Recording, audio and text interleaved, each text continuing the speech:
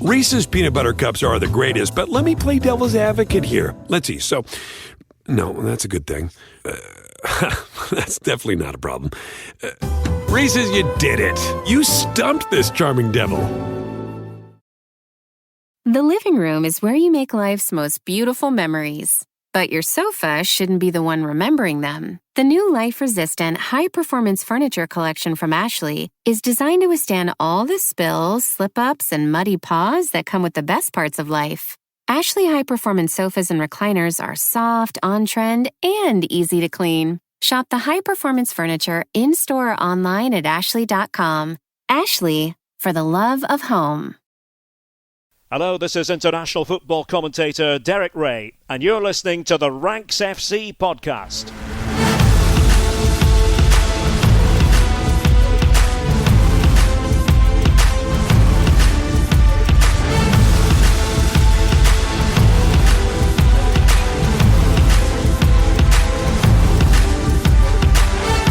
Hello, Rank Squad, and welcome to Ranks FC. It's your favourite football podcast, back for another week. My name is Jack Collins, and I'll be your host today. And joining me, as ever, my co-host, Mr. Dean Jones. How you doing, mate?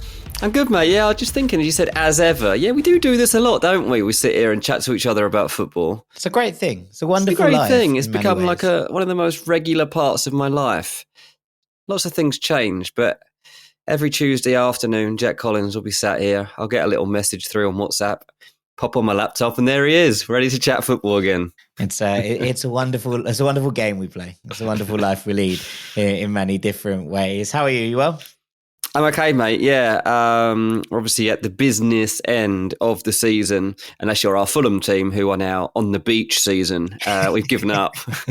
Me and you were there. They've literally taken Barbie as gospel. They're just like, my job is just beach. It's just beach. Yeah. So yeah, I mean, you know what? Fair play. They've earned that right in so many ways. But our boys are done. But there was a league title clinched last night, mate. Inter Milan have done a Scudetto, haven't they? They've got an extra star on their shirt. Yeah, every 10 you get in Serie A, you get an extra star on the shirt. So Inter become the second club to have 2 stars on their shirt. Juventus actually have 3. I think they've won 36 league titles. That's outrageous. And, yeah, it was a lot.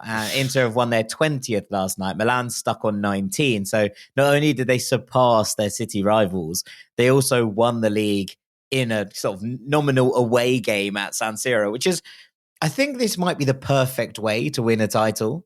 Now, people talk about it, and I know that Arsenal fans always sing about winning the league at White Hart Lane and all of these things, but they effectively won the title at home, but not at home, in a derby, in a really, really sort of mad game that ended with a brawl and 3 red cards. They're celebrating in front of their own Curva, the Curva Nord, and the Milan sound systems are playing like really heavy techno, so you can't hear anything. So you're getting that kind of sense of, oh, the whole thing's a bit sort of, oh, we're against the odds, we're away from home, but also you're in your own backyard as well. I don't know, I think it might be perfect. I think it might be the dreamiest way to win a title. And considering that, I mean, I know it's been long laid plans and that San Siro is still going for the time being, it does look like that is going to be gone in a couple of years. So to have won it there and in this kind of circumstance, it's the first time ever that a title has been decided via Derby della Madonnina, which is, you know, interesting considering the dominance of the 2 teams in parts of Italian football history. So all of that put together, I thought it was just a nice one in many ways. So congratulations to Inter. It also makes it the second league that the bag called early. That has in, and 2 more could fall in this week because Ligue 1 could go with PSG and the Eredivisie could go as well with PSV. I think if PSV win, the head-to-head record means that they win the league, or that might be 2 results they need. And PSG need to win and hope that Monaco drop points. And they're playing Lille, who are, as we know, a very, very good side. So yeah, we could have 2 more done and dusted by the end of the week, mate. Yeah, well, Leicester City play tonight, Tuesday night, against Southampton. That's the one that the bag is really sweating on, isn't it? I mean, the fact that you've chosen to go early on the Championship title race, which is an outrageous title race. Like it's been all over the place.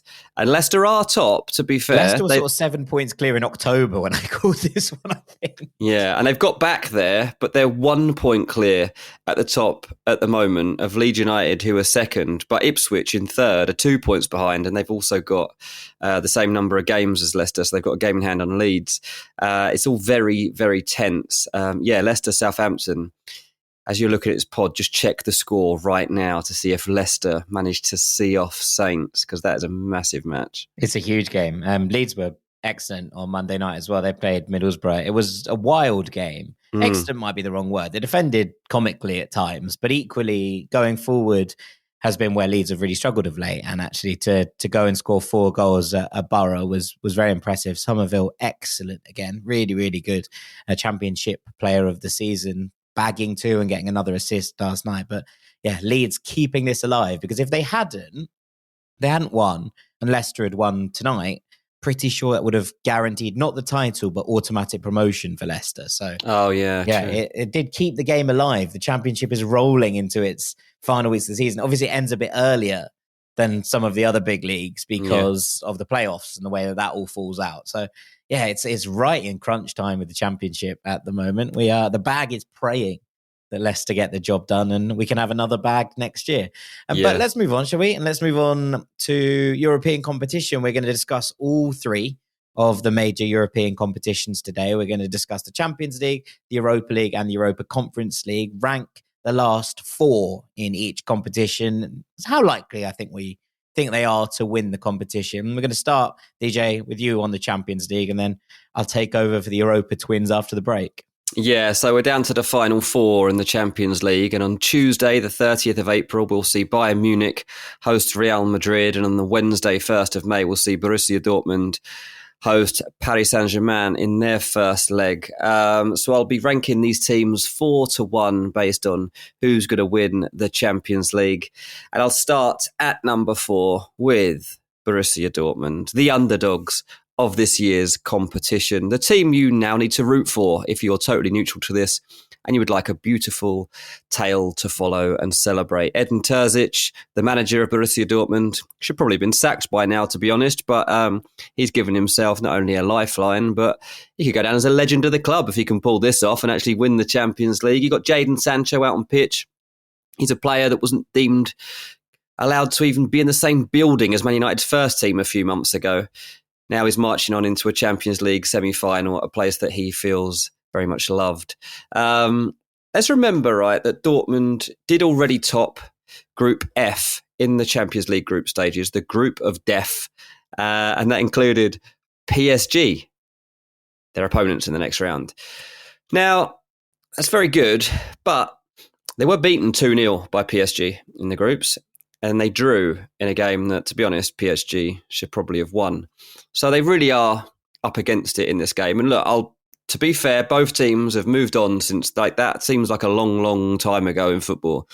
And it was. Both teams have been on very different journeys since then. And Dortmund at 4 is the most logical thing to do. I'll admit, Jack, I've got a sneaky feeling Dortmund do actually win the game, but I couldn't find enough reason to move them up the ranking and not be 4th. So Dortmund are in here at 4th, but they should have a level of confidence that breeds hope here. They've obviously just seen off Atletico Madrid in seesaw circumstances where the game was all over the place.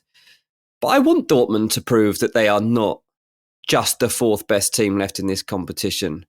The problem I have is obviously down to trust.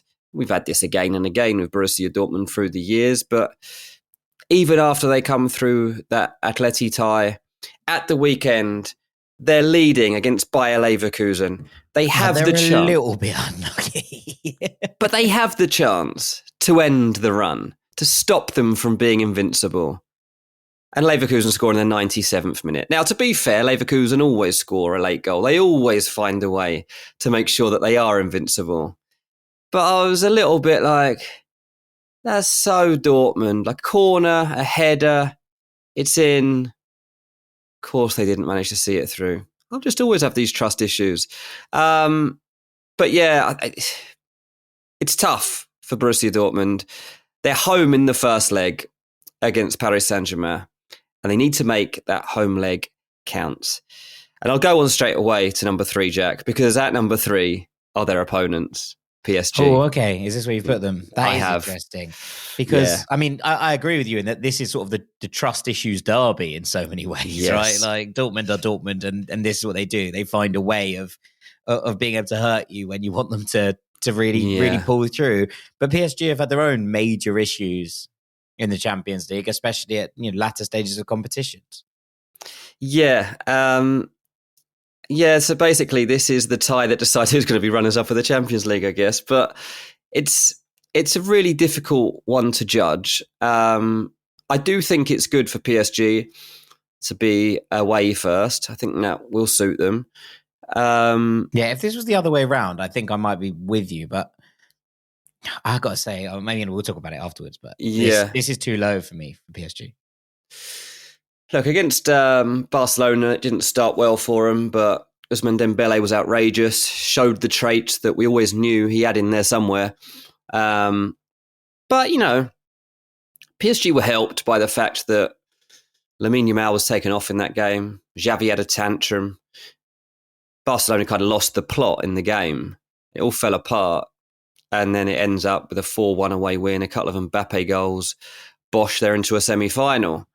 Now, I can see the first leg being a draw. Like that would be my prediction for the first leg. And then it comes down very much to PSG doing the business in the second leg at home. And then do I see him going any further than that, Jack? Honestly, I do find it hard to believe that this is the PSG team that goes on to now win the Champions League after all the iterations we've seen of PSG through the years.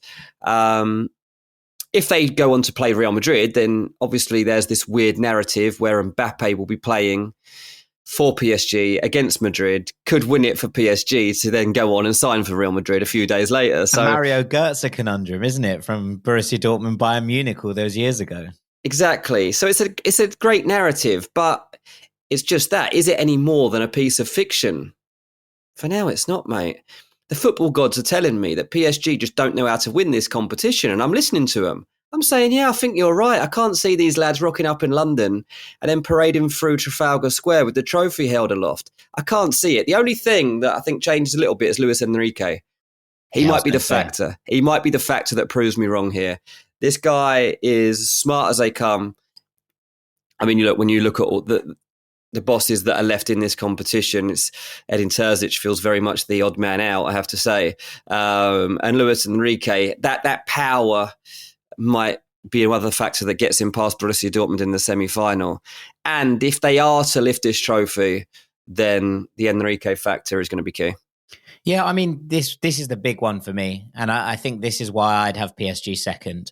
I think that whilst you're right in that there is that kind of niggling feeling that PSG could implode, and I think the loss to Barcelona at home showcase some of the weak spots in this PSG team. The way that they turn this around, and yes, okay, fine, there's a red card. They forced a red card because Bradley Barcola gets in behind and they know how to exploit those kind of weaknesses. I think this midfield is as good as almost any in Europe. And the way that Vitinha is playing football right now, and look, it's going to be no surprise to long-term listeners that I'm going to sit here and sing Vitinha's praises, but I think he's just such a wonderful footballer. And the way he is being utilized by Lucho in this PSG team is getting the best out of him. They have Warren Zaire-Emery, who's another of Europe's brightest stars in the midfield. They can kind of stiffen that up with the likes of Fabian Ruiz, not necessarily in terms of defensive sense, but in terms of, having that experience and having played at the top level. They have Manuel Ugarte, who was one of the best defensive midfielders, I think, across the planet when he was knocking around at Sporting, and there was a reason that PSG invested quite a lot of money to buy him last summer. The balance of this team feels like it's getting into the right kind of spaces. And I actually think the depth that they have, the quality that they have, means that if they get into a one-off shootout in this final, that would surprise me far less than Bayern winning it. So I'm going to say that I would have PSG at 2. I think that the thing, as you say, the first leg being at the Westfalenstadion and not at the Parc des Princes is massive, because I think we're coming back to Dortmund, that there's something about that place. You know, there's that mythical element of what it can do. I think without that in the bag, I struggle to see Dortmund getting past PSG. And I think this iteration of PSG has got stronger and stronger through the course of the season. It's not as reliant on individual talent as it was before, and yet still finds ways to allow that individual talent to shine. Yeah, that's fair enough. I've got a funny feeling this could be PSG's year. It won't be. Number 2 is Bayern Munich. Yeah, they're home to Madrid, first of all. This is the game on Tuesday. It's obviously a must-watch. And Thomas Tuchel, we have to remember, can still pull off the best game plans in the world, especially in a one-off game. And this is what we have to remember. We should also remember that this is a man on the lookout for his next job, a man that is trying to salvage his reputation is probably a bit of a stretch. But given the way things happened for him at Chelsea and the way it ended, given the way that this is ending at Bayern Munich, it's going to hurt. It's going to sting. And to leave Bayern Munich now with a Champions League trophy under his arm, looking for a new club, is certainly going to help him make sure he gets a good job. But yeah, he's had success in the past in this competition when you wouldn't have expected it necessarily. And I don't know, mate. The fact that he's on his last legs here at Bayern, quite literally, because it is his last hurrah, makes me wonder if he could pull off something special. But, you know, I've stuck him in at number 2. The approach to the first leg is important. And if they are to win overall, I mean, I know it's easy to say, but they probably do need to win this home leg before they go off to the Bernabeu. The home leg is important, though, because in the Bundesliga this season, Bayern have won 12 of their 15 home games. And in the Champions League, they've played 5 home games, and they've won 4 of them. They're pretty big wins as well. Man United, Galatasaray, Lazio, Arsenal. They're pretty significant wins, especially the manner that they've had to achieve them. The other game they didn't win was a 0-0 with Copenhagen, which didn't really matter. It's the away side of this that I do fear for in Bayern. They've had some big defeats and some unexpected defeats this season away from home, including a loss away to Lazio, which in the end didn't matter. But they did lose in the last 16 first leg. And in the Bundesliga, they've lost at some weird places. Heidenheim, Bochum, Leverkusen. Great at home, man. Frankfurt. They've also conceded 26 goals on the road in Bundesliga, which doesn't sound that bad. But when you compare it to everybody else, it's really not that good. And in fact, Cologne, who was second to bottom in the league, have only conceded 1 more goal than that. So that's a bit weird. They're playing against Real Madrid. So yeah, we've seen here a very difficult season overall. They've obviously been under a lot of pressure. There's been a lot of judgment around this team. Maybe they use this as the reason that they do win the tournament, because they're not winning the Bundesliga for the first time in 126 years. Maybe they do go and win the Champions League this season. But Madrid have lost 1 game all season in La Liga, and they are a better team than them. I think when you consider what Bayern are going to have to do here, they can take some lessons from that Man City-Real Madrid game. And let's be honest, like Man City probably should be in the semi-finals. But if you look back at it, what was the area, what was the thing that Real Madrid struggled with? And City really, for quite a bit of the game, did try to target like the right back area of Real Madrid. Just that right side generally. Like there was a lot of play going in there. And whether it was Grealish or later in the game it was Doku, that became kind of their best route to goal. And what was also quite clear was that being direct against Real Madrid, forcing your way through, dribbling through those spaces, was going to try to force something, right? And Bayern, to be fair, that is one of their great strengths. They do have players in those wide areas that can exploit Real Madrid's potential weakness. Yeah, you So see that's potential why- weakness though, and actually, obviously it was Danny Carvajal for the first part of Yeah. that game, and then it became Lucas Vazquez. You might be forgetting that Lucas Vazquez turned into prime Cafu in the Clasico at the weekend. Like as good a No, right he back did, yeah. performance as you'll see for a long, long time. It was brilliant at both ends of the pitch. And whilst I appreciate it, and I think obviously you're right, there's no part of me that sees Bayern winning against Real Madrid. And even if they were to win that game, there's no part of me that sees that Bayern would beat PSG in the final. I just don't think they're as cohesive a whole as either of those two teams. And I think when we're coming to this point, and yes, obviously you could argue that Arsenal feel more cohesive, but I think that there is a sense of, dread, or not dread, but, that was a new Arsenal team coming to this point in the competition. They haven't yet learned from the mistakes. I think with PSG, you're starting to see mistakes being learned from. You're starting to see them put right some of the wrongs of the past. And I think them basically dropping a reverse remontada on Barcelona with Barcelona's old remontada coach is something to be like, okay, are they starting to see the light here? And Enrique, I think, was a brilliant managerial choice for them. If it came down to a game between Bayern Munich and PSG in the final, I would be backing PSG. Well, it won't. And no, I mean, there's no argument to say that Real Madrid aren't top of this, is there? Like, there doesn't make sense. I don't think Real Madrid are the best version of Real Madrid that we've seen in a couple of years, and yet they've just knocked out the team I consider to be the best team in the world right now. They have shown no signs of slowing down, and also I think wrapping up the title at the weekend against Barcelona is going to play them in really good stead. If you are Bayern, you are praying for a Barcelona win in El Clasico, because it means that there is still that little bit of heat on at the, in La Liga. There is still that sense that maybe something could happen, and Real Madrid need to be alert and on, at full strength in order to make sure that they assert themselves to win that title. Without that to worry about, Ancelotti can rotate 11 players between these two legs. Absolutely, yeah. Look, your Champions League winners for 2024 are very likely to be Real Madrid. They've just beaten Manchester City, the best team in the world, as you said. They have a sense of belief and purpose. And as I said before, I do really like the fact that they are at home in the second leg at the new Bernabeu. Go back to that City game, and look, it wasn't vintage from them in the second leg by any stretch of the imagination. But it was quite interesting what they tried to do. We basically saw a 4-2-4 in the early stages of the game, and they were trying to force Man City into wide areas of the pitch so that they couldn't allow that extra man in the midfield to be utilised properly. And obviously, like City, turn them the middle of the pitch into that box shape, and we know that, and that's where they look to have an area of dominance and to outmuscle teams.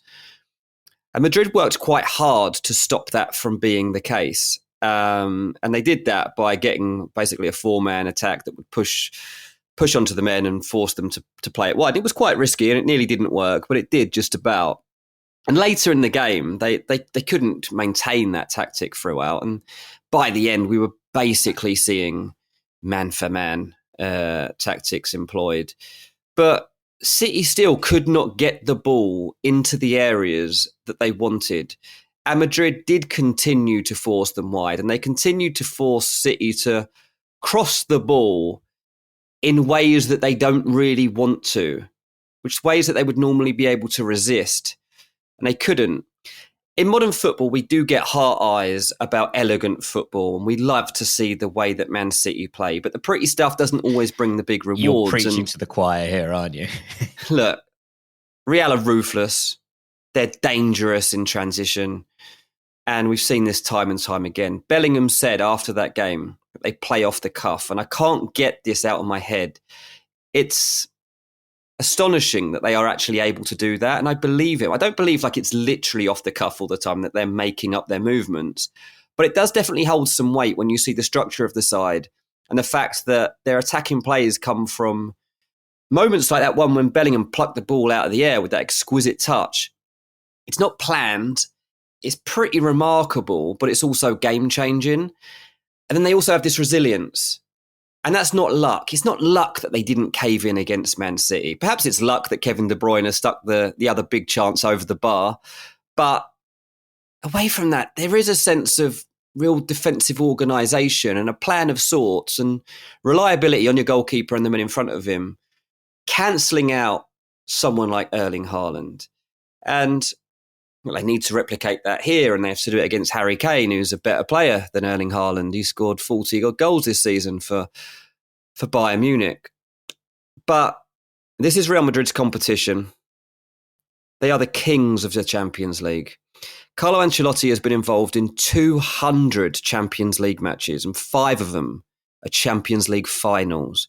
He has no fear of any occasion. He's not worried about his reputation. He's not worried about judgments against him. He trusts his team to play through the difficult moments. He is relaxed. It's so difficult to see Real Madrid not winning this competition.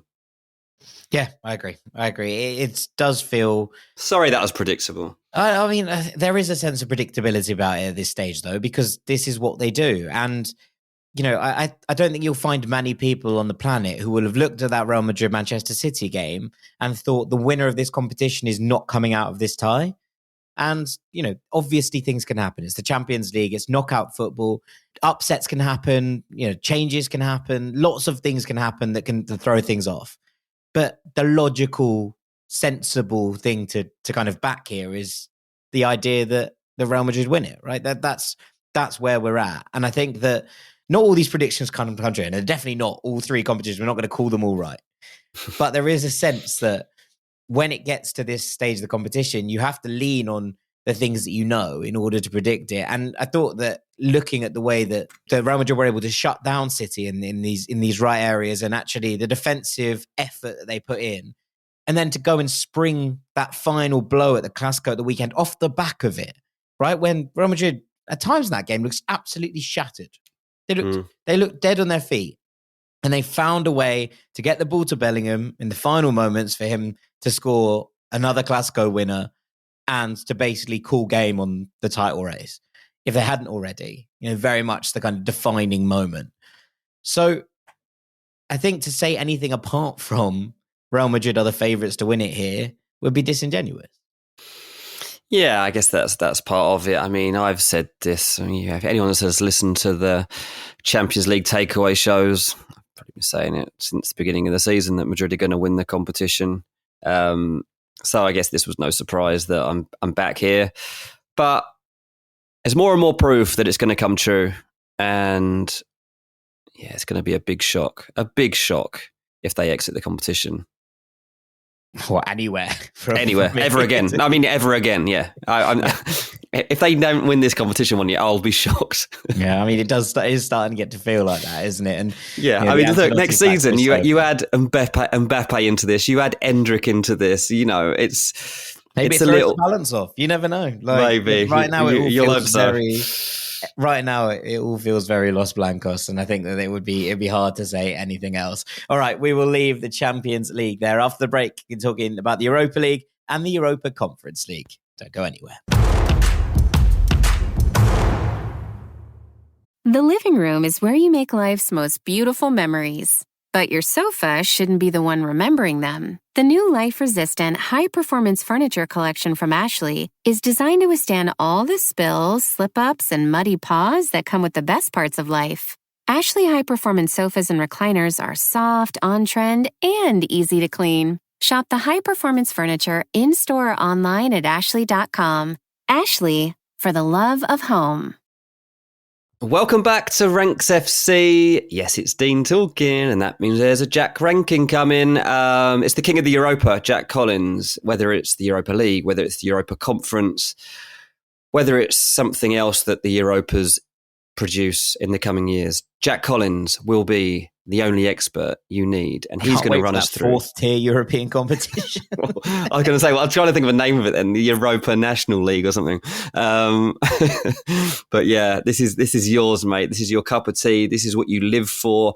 You'll be at every game somehow simultaneously because it's yours, mate. Well, I mean, look, I might just change my name on Twitter to like Radio Europa or something. It does feel like the brand is the brand. Just get a burner that you do that on, mate. Yeah, 100%. All right, let's start with the Europa League, shall we? And the 4 teams left are Roma and Marseille, Atalanta and Leverkusen. Roma will be playing Leverkusen. Atalanta will be playing Marseille. And it is the French side who I've got at fourth. If Marseille were at home second in the semi-finals, they might have gone higher up this list. But I think with the second leg in Bergamo, they have it all to do. And being perfectly honest with you, the past few weeks have been pretty uncomfortable watching from a Marseille perspective. Yes, they obviously squeezed past Benfica on penalties, but Benfica are a bit of a mess of their own right now. And Marseille's recent form does not make for happy reading. They had a massive bounce, right, after they appointed Jean-Louis Gasset as the new manager. And it looked for a second like all things were going to be roses and that he was the kind of manager that could manage a club that has as much madness within its kind of hold as Marseille do. But they had 5 losses in a row in March and early April. It set them back big style in Liga. And it also nearly got them eliminated from this competition on 2 separate occasions against teams that I think a team of this quality should be beating. All right, Benfica, Marseille was a pretty even game. But considering they went down 2-1 after the first day, they got that goal, kind of expected them to get it done. And they needed penalties to see it through. Lyon in the league, who at one point looked like relegation candidates, have climbed above Marseille in the league table. And whilst Marseille are still not miles off the European conversation, I don't think you're going to find many people at the club who support the club who will tell you that this season is anything less than a pretty drastic failure, I think, considering where things looked like they might be going over the last few weeks. Now, they have a few things in their locker, notably Pierre-Emerick Aubameyang, who is not only the top scorer in this year's Europa League, but the top scorer in the Europa League ever. So we're talking about a man who knows how to do it on this stage. But I just think that the way they've performed, the way they've played, and it's not like they've been having some decent performances and falling off it. You know, they've won 4-0 against Villarreal in the first leg of their round 16 game, and then nearly threw it away against a Villarreal side who, yes, are better than they were earlier on in the season, but have really struggled to replicate any sort of consistent performance over the course of this season. Marseille nearly threw that away. They nearly threw away a real opportunity against Benfica to reach this semi-final as well. They're throwing away, it looks like, their attempts to get back into European competition next year. And just generally, the entire vibe around the place has gone from a real high point, I think, at the start of March to one where it's like, oh, this again, is it? And at one point, it was like, all right, Gasset has come in here to do a job, to fill a term. And it was like, well, he's going to have to get the job permanently. He's going to have to go on and be the manager for the next couple of years. And now it's like, no, they might have to look for another manager in the summer again. And look, Marseille eats up managers, right? As a place, it just seems to gobble them up and chew them up and spit them out. And that's fine. The club is a bit of a kind of maelstrom at the best of times. But I just feel like that gives you a moment. And against Atalanta, who I'll come on to, I can't see them over the course of 2 legs winning that tie, especially being at home first. Yeah, I mean, what I find bizarre about Marseille is the streaks that they go through. Starting from Jan, they went through a 7-game winless streak. And then at the end of Feb... got fired. Yeah, then the end of Feb, they shot themselves into a 5-game win streak. So they bounced back from that by winning 5 on the bounce. Then they suffered 5 successive defeats in a row. And then somehow won the second leg against Benfica to make it into these Europa League semi-finals. And at the weekend, they drew to Toulouse. So I have no idea what streak we're coming into right now. Is this one of the winless streaks? Are we about to see it? Because if they do hit another winless streak, and if it's a 7-gamer, then they're setting themselves up perfectly for glory.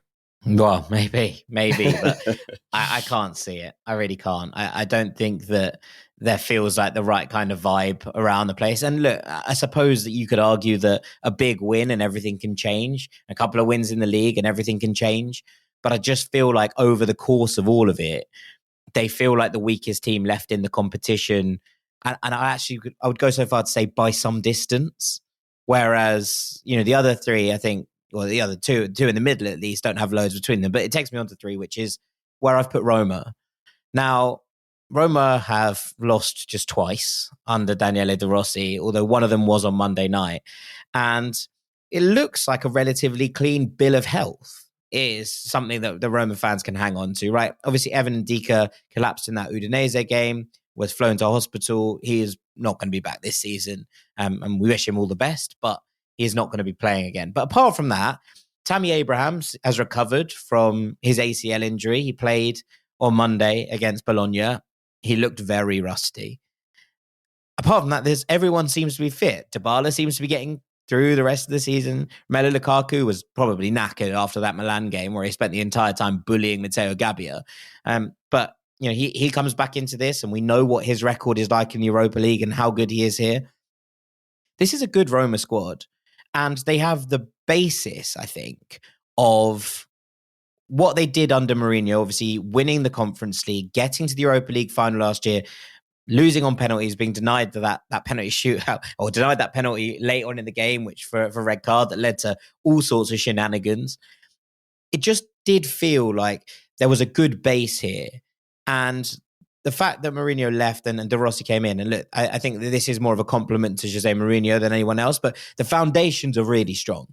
And De Rossi came in and just opened up the tap a little bit more and went, all right, let's have a little bit more from all of you. Let's have a little bit more faith in our ability going forward. Let's try and blow teams out the water when the opportunity becomes available.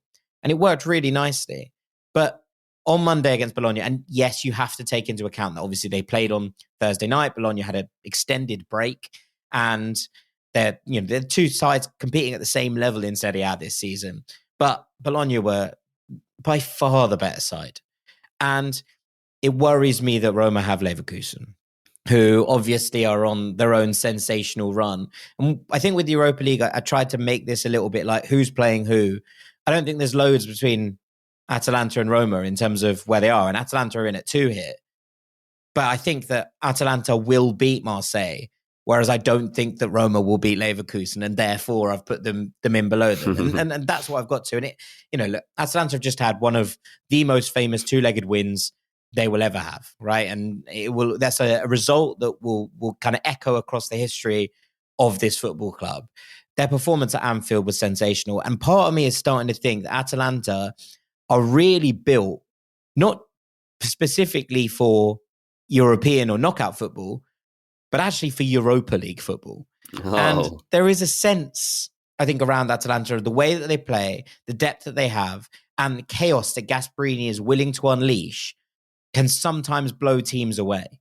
And they've faced a really difficult path to get here. They faced a Sporting team under Ruben Amorim who are absolutely sensational. They have faced a Liverpool side that at that point was still competing for 3 trophies. And they have beaten both of them relatively convincingly. And I think you look at the Sporting game and some will be like, well, it wasn't that convincing. It was. They were the better side. And to be honest, they shouldn't have come away from Lisbon with anything less than a win under their belts. They did. They got the job done in Bergamo. But the performances in these games are starting to make me buy into this Atalanta hype. And when you kind of look at what they have available to them, the players that are around in this team and the players that can make a difference, you start to look at this Atalanta side and thinking, okay, right, if there are certain players absent or if someone isn't having a good game, who steps in? And they played against Monza at the weekend. They were quite good. Not brilliant, but quite good. They won 2-1. They were 2-0 up until the 90th minute, which is fine. But El Bilal Touré played up front instead of Scamacca. Scamacca didn't even come off the bench, right? They gave him a rest.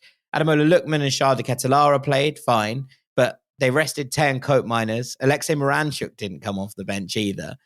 Behind them, they played Pasalic and Ederson in massive demand in terms of the kind of player he is, a very, very interesting number 6. But Martin Derone came off the bench to do a job in there as well. They rotated their fullbacks. Holman Bakker played, and they gave Davide Zabacosta, who's having a renaissance in Bergamo, a rest. They brought Hans Hatterboer off the bench. We've seen Ruggieri play at points at left back, who's another player I really like. And then at centre back, Kolasinac played on one side of Isaac Hien, who I sang the praises of on last Friday's show with his performance against Liverpool. I thought it was sensational. And Rafael Toloi brings a bit of experience in there. they've also still got Belgium City coming off the bench there. A couple of youngsters coming through who are also very, very talented. They even rotated the keeper. Musso had a rest. Garnaseki came in. Two very, very high-level goalkeepers. And I'm just looking at this squad and thinking, yeah, right, they have not only the ability to beat teams and beat teams in various different ways, but actually also the ability to rotate really heavily as they continue to battle for a European spot in Serie A, whilst being able to allow this amount of talent on the pitch to thrive. And I think that Gasperini is one of the most unheralded, unsung coaches across Europe. He has done a stunning job with this Atalanta side. He has taken them to constant European challenges, to a team that are always there or thereabouts in the European places in Serie A. What he's transformed this team into, whilst not straying away from his style of football that is incredibly enjoyable to watch, but also allows his attacking players to thrive, I think is magnificent. It's truly quite remarkable. And I'm going to go so far to say that I think that Atalanta have a real shot winning this. Interesting. Yeah. I mean, Atalanta Bayer Leverkusen, I think, is the final that we want to see as neutrals. The fact it's being played in Dublin, I mean, this is you, mate. Atalanta playing Bayer Leverkusen in Dublin. That is a Jack final that I hope you get to go to. So do I. But yeah, Gasperini up against Xabi Alonso too is a great matchup to end this season. Yeah, I would like that very much. I mean, it leaves us with Leverkusen at number one. And again, slightly like the sense of the Champions League and probably like the sense of the Conference League to come, this is the predictable, but it's also the sensible and reasonable answer.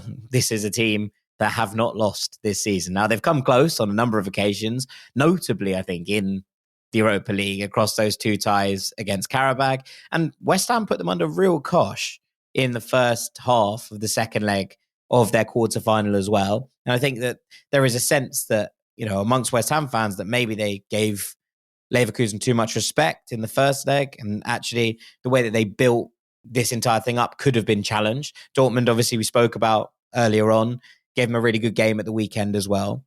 But they keep finding a way. And just like we talked about Real Madrid, in the Champions League and the way that just somehow they find something to make it work. It feels similar with this Bayer Leverkusen team. And Xabi Alonso has been pretty loose with his rotations in recent weeks. We've started to see a lot more rotation within the squad as they started to build into this final third. And especially after winning the league, the rotations ahead of that West Ham game felt like they, were just trying to get through the first half so they could bring the kind of big guns on in the second and make do with it. And I just think that as they get towards, and with the Bundesliga now out of the way, now obviously they still have to battle if they want to complete an unbeaten season, which would be a truly quite sensational feat. But generally they can start to divert their attentions, I think, towards other things now at this point, because as much as an unbeaten season would be remarkable, would it be better to win a treble? Yeah, it would. Yeah, it would. It's as simple as that. And I think that they will look at themselves, obviously, as favourites in the DFB Pokal, but also as favourites in this competition, given the struggles that the rest of these teams have had throughout the season. It hasn't been a perfect campaign for Atalanta. Definitely hasn't been a perfect campaign for Roma or Marseille, both of whom changed managers in the middle of the season. They will be looking at this and thinking, we are the strongest team left in this competition. And if we play to capacity, we should win this. We should win the Europa League in Dublin.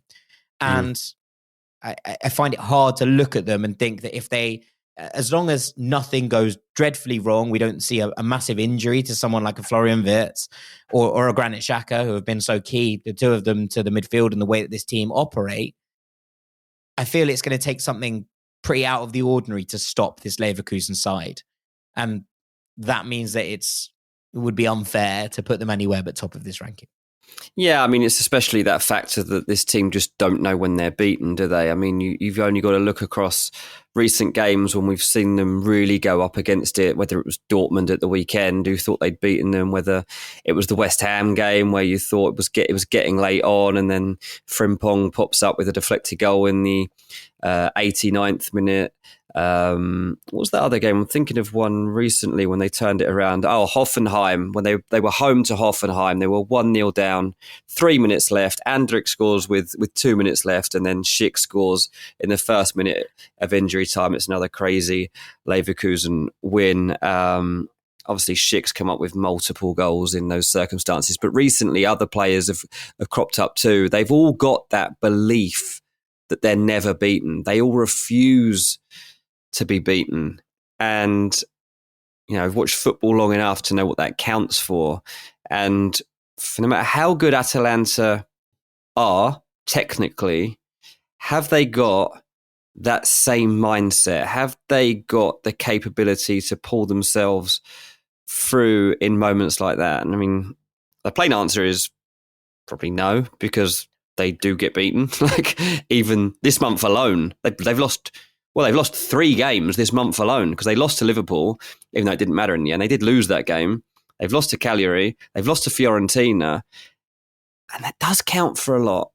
And I mean, not even the Hellas Verona game where they were 2-0 up, and, they ended up drawing the game 2-2. Yeah, there are chinks in the armour, 100%. And I think that whilst Leverkusen have showed maybe they're a slightly more vulnerable team than they looked maybe around the turn of Christmas time, it still feels like they will find a way. And that's why they sit top of the ranking. Absolutely. So there we go. So the Champions League is going to Spain. The Europa League is going to Germany. Where's the Conference League going? Well, at 4, I've gone with Olympiacos. And it feels a bit harsh because I actually really like this Olympiacos side. They're a funny old unit, but they have a real Portuguese flavour to them as well. And now David Carmo came in from Porto on loan earlier on in the season. Club captain Kini is a veteran Portuguese footballer.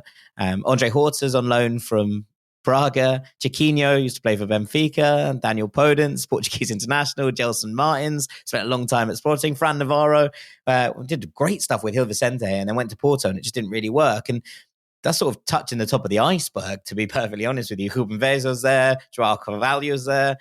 It does feel like a team built in Portugal, which is a little bit mad in many ways, with a Spanish manager in José Luis Mendilibar, who won the Europa League last year. So in terms of what we like about this team, there's loads to like, right? There's a lot of really talented footballers here, and that isn't even going into Retsos, who I think is a wonderful centre-back, the Greek international, Vicente Iborra, who's obviously a bit of an old head around these parts now, but another good footballer, and Omar Richards, who...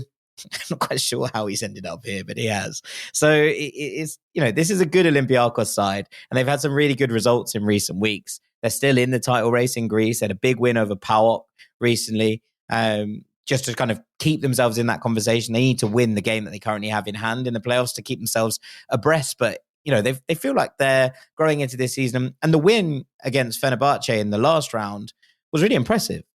Yes, it went down to penalties, but to go there with a slender advantage to that stadium and see it out in the way that they did, I thought was pretty remarkable. So this isn't to say that Olympiacos are a bad side. I just think that their draw against Aston Villa is about as bad as they could go. Now, there's a flip to this, which is obviously the first leg is at Villa Park, which means that Olympiacos will have this opportunity to take things back to Greece, knowing that a place in the final in Athens is on the line if they can win the tie after whatever the score is after that first leg. So there's a major kind of incentive in that regard.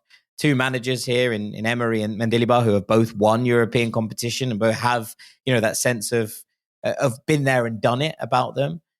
And I think that there are players here who can really, make things happen. And, the Olympiacos win, I thought was interesting in that they left a few of the big guns on the bench against PAOK, and they were still able to grind out a big result there. Santiago Hessa didn't play.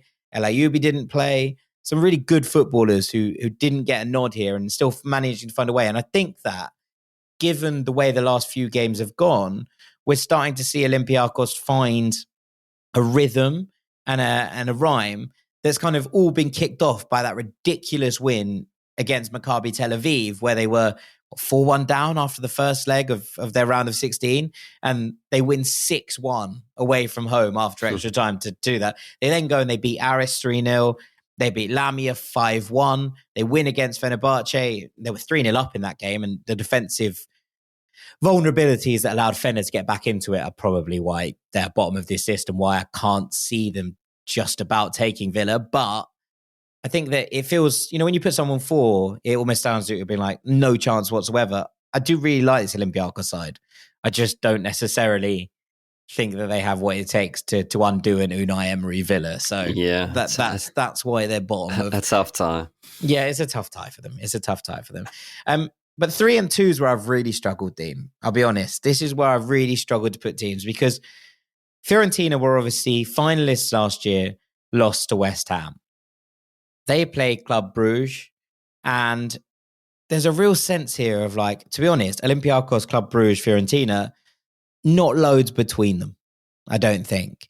And when you're kind of looking at, who was the best seed left in the division or the best team left in the competition ahead of the last round that wasn't Aston Villa, I think the answer was Lille. So you got to that point now. But I was looking at Fiorentina and thinking, right, they'll probably come second. But I'm going to sit here in a Fiorentina shirt and say that Fiorentina are at 3. Because I was going to put them at 2 on vibes as much as merit, in that I think getting to the final last year probably puts them in a mindset that they can do it again. But I think they were a much better team on the whole last year. This season's been dogged by a massive wastefulness in front of goal, injuries to key players that have crippled their ability to take chances at key moments. There's a reason that they're off the pace in the European conversation in Serie A, even in a year where Napoli and Lazio have both struggled. They are starting to find perhaps a little bit of form at the right time. They've lost now just one of their last 6, which was a narrow 1-0 loss to Juve. They won 2 on the bounce ahead of the Coppa Italia semi-final second leg, which is later on this week against Atalanta. But a lot of this game and how it pans out, I think probably hangs on the fitness of a couple of crucial players for Fiorentina, right? Nico Gonzalez and Lucas Beltran, the Argentine pair, have missed the last few games. And whilst Beltran's had only an okay first season as Artur Cabral's replacement, Gonzalez feels like certainly Fiorentina's most dangerous attacking threat, if not their best player altogether. They've missed him dearly when he's been absent across this campaign. Jack Bonaventura has missed the last couple of games as well with an injury. So it does feel like Fiorentina are in that space where if everything isn't perfect, things aren't necessarily going their way. Now, I think it would be a shock if they went out to Club Brugge. I think it'd be a shock to the system for this entire team. But looking at it and kind of looking at the way that these pan out, and I think the fact that the second leg is in Bruges, I've got a funny feeling that Bruges actually are the team that get to the final. And that's why I'm putting them at 2, right? Because there's some really interesting players in this Bruges unit. We've spoken about Igor Thiago before, who Brentford have signed as an Ivan Toney replacement for next season. And look, while his record from the penalty spot won't match up to Toney's, there are definite aspects of his game that I think will translate quite nicely to the Premier League. His strike partner, sometimes rotator, interests me just as much so. Ferran Jutgla, who came through at Espanyol's academy, had a brief spell with Barcelona. He's been quietly sort of doing the business in Belgium ever since he arrived. He scored both goals in their second leg victory at PAOK. And I'll be honest with you, I really thought Bruges would struggle against PAOK, especially in the second leg in Thessaloniki, especially given that they just changed managers a few weeks beforehand after some really disappointing results in the league have left them a long way off the pace of Union Saint-Gilloise and even Anderlecht in second. Jutgla's a really good footballer, man. I like him a lot. He's got 25 odd goals in 86 appearances, I think. But they're not numbers that are going to set the world alight. But he does a lot of really good work off the ball. He's quite positionally versatile. He can play across the front line if the system requires it.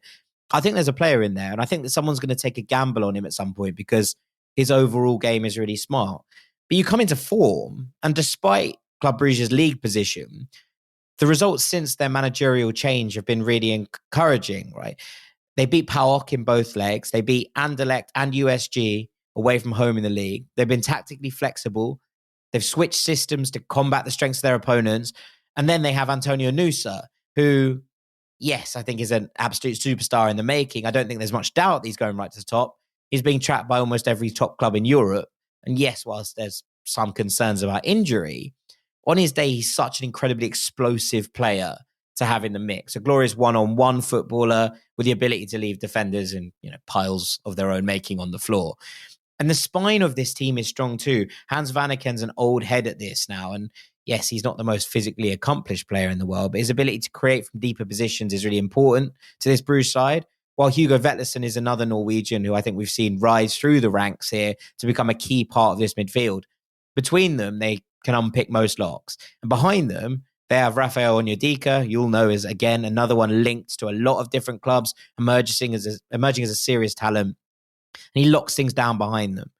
And then if all else fails, they can turn to Eder Balanta, who's 31, Colombian international, very experienced head to back him up.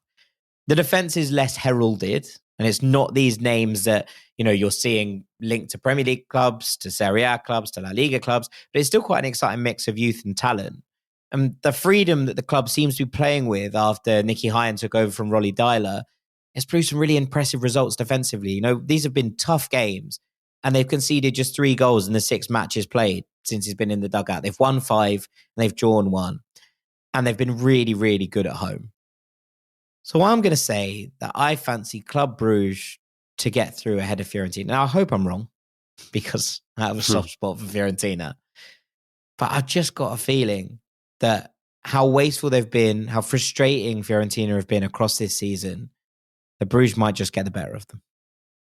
Yeah, I mean, I think it makes sense, mate. I think I don't watch a lot of Club Brugge, but obviously I speak to a lot of people in terms of transfers, and there's 3-4 players in their team that are currently being pursued by big clubs. And yeah, it wouldn't surprise me at all if this team continues with that kind of momentum that they've been building up. They're on a nice run of results as well at the moment, but it's just a no-brainer that Aston Villa win this tournament. It's actually, I mean, if Aston Villa don't win this tournament, then that is not just a disappointment. I mean, from a Villa point of view, like, this is such a missed opportunity. You look at, like, today, they're announcing that Unai Emery's extending his contract. You're looking at the way that they managed to get to this stage of the competition. They're in such a strong place to build for the next few years. Emery's there. The squad's already strong. They've got the potential for European silverware. Honestly, with other teams starting to, Liverpool changing manager, Man United don't know what they're doing, Chelsea don't know what they're doing, Tottenham's still in the midst of a rebuild. There's opportunity here for Aston Villa beyond even this final. They just got to get over the line. This feels really important to me. Yeah, I mean, it's again, we've got to the number 1 spot here, and we're looking at a team that everyone would have predicted to be in the number 1 spot. And I'm sorry to disappoint in some ways, because it would have been great here to be talking about one of these clubs as, actually, I really think they can go and dethrone Villa. And Villa weren't perfect. And to be perfectly honest with you, I think that they're slightly lucky to be in the competition still. But I think that Lille, as I said earlier, were the best team left that weren't Aston Villa. And so the fact that they've already got through that screams to me that maybe it's just written on the wall. And it feels a bit like West Ham last year, right? That they were going to get there, and I thought that Fiorentina could probably give them a game. And again, a better Fiorentina side last year than I think that they are this year were, a good match, I thought, for West Ham in the final. And it was a very close game, and there wasn't loads between the two teams. But it felt like almost at that point it was written. And I remember sitting here and thinking, I really like this Ghent side. Can they do enough to hurt West Ham as we got towards the end of this point? And I was like, I think they could, and ultimately the quality on pitch and in the dugout told in those games. And just the Emery factor elevates Aston Villa to such a high level. He's won the Europa League on various different occasions with various different clubs. He is an expert at finding game plans to get through these elements of the competition. And we are now just at a point where Villa are also the best side on paper. So not only do they have the best coach, they also have the best team on paper. They have the strongest depth. And when you get to that point, I can't see right now any other outcome than Aston Villa winning this trophy in Athens. Yeah, I think that's very fair validation, mate. We both know an Aston Villa fan who will be hoping that your prediction there comes off. Good luck, Unai Emery, and good luck to our friend. Yes, absolutely. Right, we will leave it there. Don't go anywhere, though, because after the break, there's a little bit of guru wisdom. Whether you're a morning person or a bedtime procrastinator, everyone deserves a mattress that works for their style. And you'll find the best mattress for you at Ashley. The new Temper-Adapt collection at Ashley brings you one-of-a-kind body-conforming technology, making every sleep tailored to be your best. The collection also features cool-to-the-touch covers and motion absorption to help minimize sleep disruptions from partners, pets, or kids. Shop the all-new Temper-Adapt collection at Ashley, in-store or online at ashley.com. Ashley, for the love of home. Welcome back to Ranks FC for our third and final part. And Dean Jones, it's time for some Guru wisdom, guru wisdom, guru wisdom. Yeah, nothing football related here this week. We're not picking teams for anyone or anything like that, but there is a bit of wisdom that's I've stumbled across. Now, you may or may not know, Jack, that it's basically 10 weeks until we need our beach bodies ready. It's 10 weeks till July. 10 weeks. It's all right for you. You're going to be in San Diego in July. Well, it's not all right for me. In London. It's not all right for me, mate. I'm not ready for a hot boy summer. My body's not ready. And this is something that's dawned upon me. Obviously, I will be in Southern California for an entire summer, an entire year maybe of beach weather. And I'm not saying I'm massively out of shape, but by San Diego standards, I mean, could do better is probably being kind to myself. And I thought, right, come on, it's time to motivate yourself, Dean. You've got to get fitter. You've got to look better as well. Get healthier. And the problem is, Jack, I need proper motivation when I'm working out. I need reasons or I need something to keep me going because I get bored. I really hope there are people listening to this in the gym. I get bored.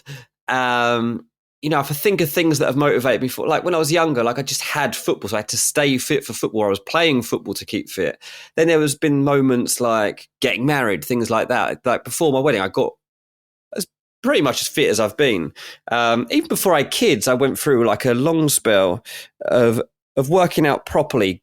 You know, I had a workout plan, I had a trainer for a bit as well. Like I was in decent shape. That's fallen away the last 4 or 5 years.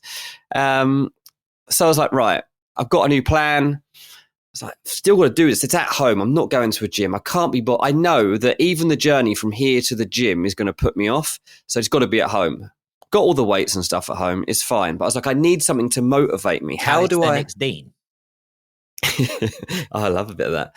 Listen, this is what you do, people. If you're at home and you got good intentions, but you're like, oh, I just can't get in the right headspace. Here's what you do. I tried it. I've tested it. It works.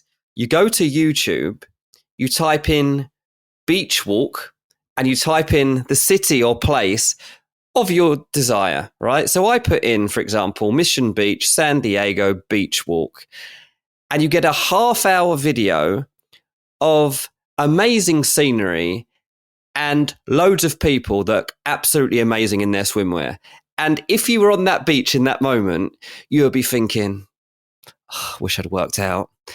Well, you've got the chance. This is it. You've got the chance. You've got 10 weeks of opportunities to be on that beach via YouTube, comparing yourself, feeling bad about yourself, but knowing that you've got time to do something about it. Jack, this is working.